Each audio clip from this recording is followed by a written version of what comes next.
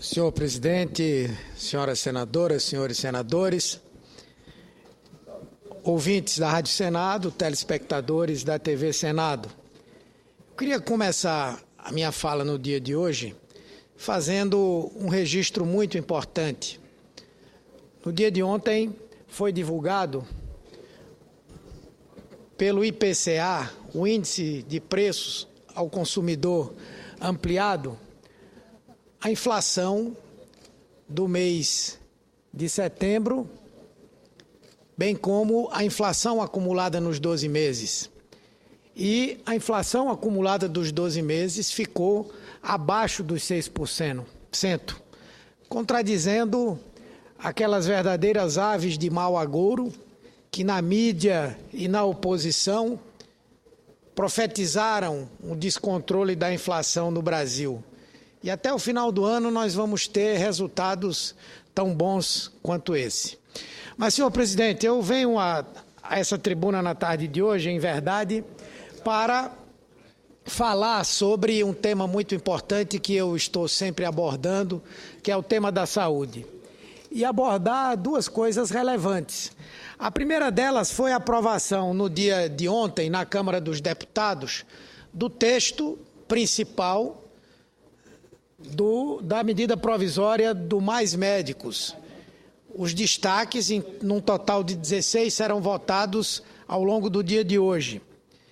E essa proposição, ela faz parte da política que a presidenta Dilma, que mais do que ninguém ouviu a voz das ruas, tem apresentado ao país para melhorar a qualidade dos serviços públicos.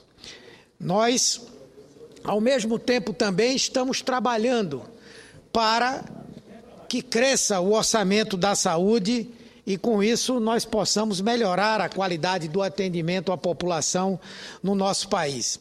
Em relação ao Mais Médicos, o relatório muito bem elaborado pelo deputado Rogério Carvalho, do estado de Sergipe, do meu partido, busca aumentar a capacidade de atendimento à população que reside em regiões carentes, de difícil acesso, como os municípios do interior e as periferias das grandes cidades.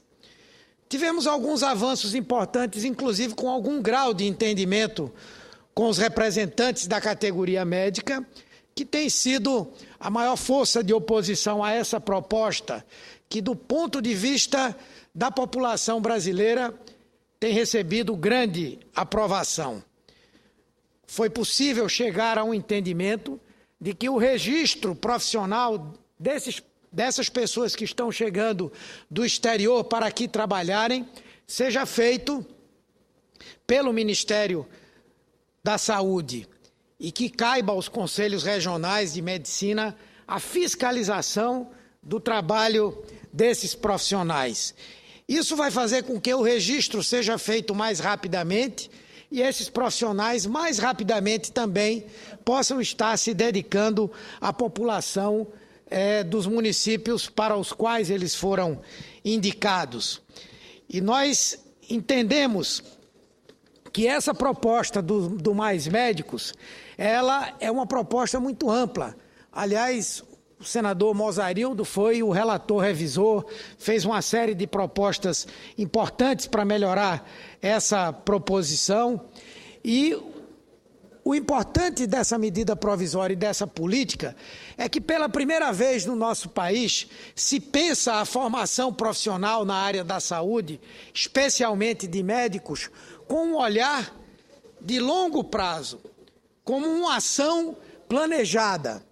Não apenas medidas imediatas, como foi essa da abertura de 3 editais, o primeiro dirigido aos médicos brasileiros, quando tivemos pouca participação. O segundo dirigido aos médicos brasileiros formados no exterior. Também não foi muito grande o número de pessoas. E agora, com o convênio feito pelo governo brasileiro e o governo cubano, quando milhares de médicos estão aqui chegando. Essa, na verdade, é a proposta de curto prazo, a proposta emergencial, para que nas aldeias indígenas do norte, para que nas periferias da cidade do Recife, para que nas cidades do interior do Nordeste, pessoas que raramente tiveram a oportunidade de ver um médico, quanto mais serem assistidas por um médico, passarão a ter a assistência garantida por esse programa. Mas essa é a parte emergencial. E a mais importante de todas as partes é exatamente o que foi pensado para o futuro. Os investimentos nos hospitais universitários, na contratação de profissionais para essas universidades, na proposta de ampliação do número de faculdades de medicina no Brasil, funcionando com qualidade, na proposta de ampliação das vagas para médicos naquelas faculdades de medicina já existentes e propostas também de aprimorar a qualificação profissional dos médicos no nosso país e, ao mesmo tempo, de aproximá-los à realidade da nossa população. E como fazer isso? Primeiro, na graduação, a garantia de que 30% das atividades serão realizadas em ações dentro do Sistema Único de Saúde, na área da atenção básica e no atendimento de urgência e emergência. Segundo, garantindo a residência médica para todos os médicos formados no Brasil, com a exigência de que todas as especializações tenham 1 ou 2 anos na área da medicina comunitária ou na área da medicina da saúde da família. Portanto, essas proposições que vão de longo prazo e de médio prazo, elas, juntamente com o que está sendo feito agora, vão responder para o Brasil aquilo que toda a população deseja. E eu espero que hoje nós tenhamos a aprovação lá na Câmara dos Deputados dos destaques e que essa proposição chegue para que nós possamos votá-la na semana que vem. A segunda questão relevante foi a votação hoje na Comissão de Constituição e Justiça da proposta de emenda constitucional que cria as chamadas emendas impositivas. Todos já sabem, eu já tive a oportunidade de manifestar aqui minha posição contrária não somente ao chamado orçamento impositivo, à obrigatoriedade do governo cumprir as emendas parlamentares, porque entendo que o parlamentar tem funções constitucionais muito bem definidas. Ele é um fiscalizador das ações do Executivo, ele é um propositor de leis e essa deve ser a ação que precisa ser aprimorada. No entanto, no Brasil nós temos esse verdadeiro aborto na nossa Constituição, que é existirem as chamadas emendas parlamentares. E agora com o agravante de emendas impositivas, para desorganizar o orçamento do Executivo e para favorecer cada vez mais os esquemas que todos nós sabemos que existem e que vários deles já foram desbaratados. Porém, sendo essa a decisão do Congresso, pelo menos nós conseguimos 2 coisas importantes. A primeira que foi, obrigatoriamente, metade dos recursos dessas emendas parlamentares serem aplicados na área da saúde. Segundo, nós conseguimos sensibilizar o governo para apresentar uma proposta de aumento dos recursos da saúde.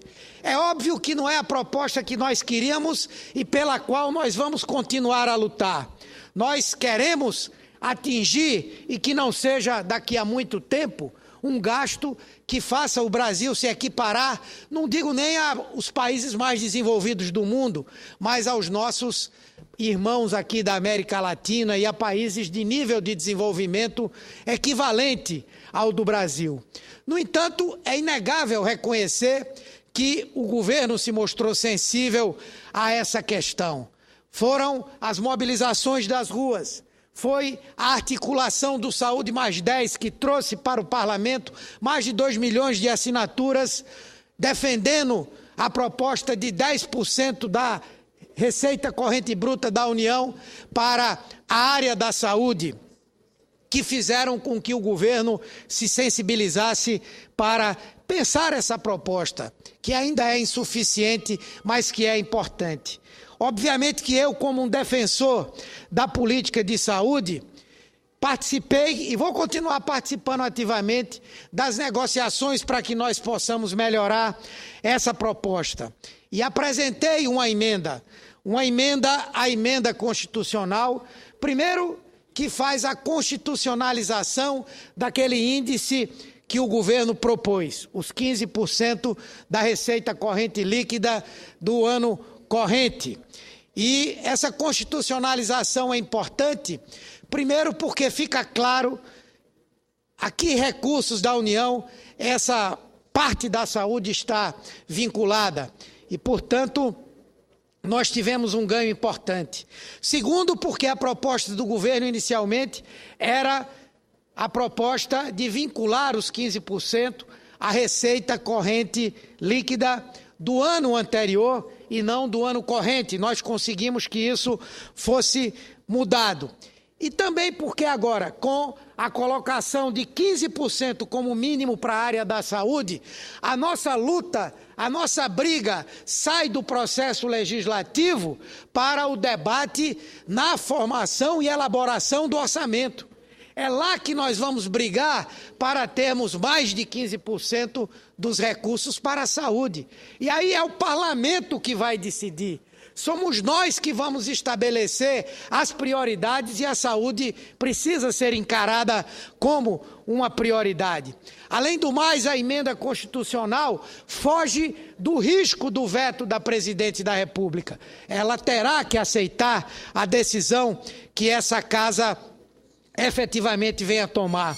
Segundo, presidente, eu peço a Vossa Excelência 1/3 da tolerância que Vossa Excelência teve com o orador que me antecedeu, aponto aqui, mas eu serei breve.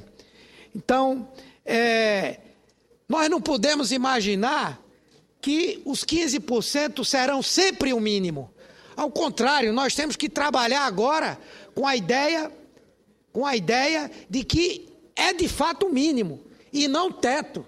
Quando nós tínhamos, ou temos hoje essa proposta da variação nominal do PIB, o que nós temos é uma verdadeira catraca, que dá ao governo o argumento de que se ele aumenta o recurso para a saúde, ele já cria um novo piso para o ano seguinte. Isso agora não vai mais acontecer. Nós vamos poder viver o que a educação vive hoje no Brasil.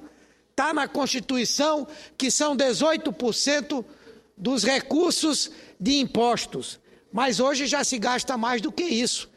E por que não fazer isso com a saúde? Nós vamos trabalhar para que isso aconteça.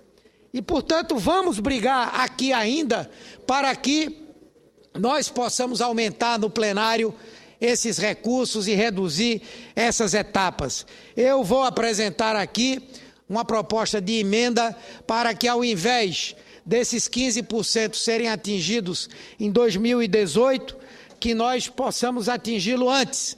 Minha proposta é de que seja em 2017, porém temos propostas de vários senadores, como o senador Valadares, o senador Paulo Davim, o próprio senador Pedro Simon, para que nós tenhamos isso em menos tempo e com uma vinculação maior de recursos. Além disso, eu apresentei uma emenda para que em 2015, obrigatoriamente, nós refaçamos essa discussão para novamente debatermos se devemos ou não incrementar os recursos para a saúde e mudar até mesmo essa vinculação. Por último, senhor presidente, eu creio que tão importante quanto nós ampliarmos os recursos para a saúde, nós temos que garantir à população que esses recursos serão bem gastos.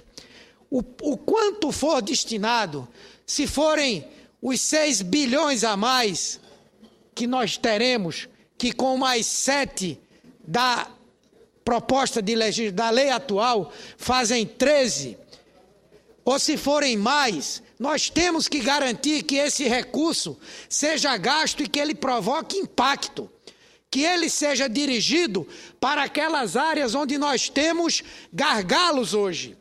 A área da média complexidade, do atendimento de urgência, para que a população possa sentir a melhoria da qualidade do atendimento, para que em 2015 nós possamos abrir com a sociedade um debate sobre como buscar mais dinheiro para a área da saúde. Portanto, senhor presidente, eu agradeço a tolerância de Vossa Excelência e quero manifestar aqui a minha certeza de que a presidenta Dilma está indo no caminho certo. Não vamos conseguir agora o que nós queremos e tudo o que precisamos, mas certamente vamos dar passos largos nesse caminho. Muito obrigado. Concedo a palavra nesse instante para uma comunicação inadiável ao senador Paulo Paim. É você.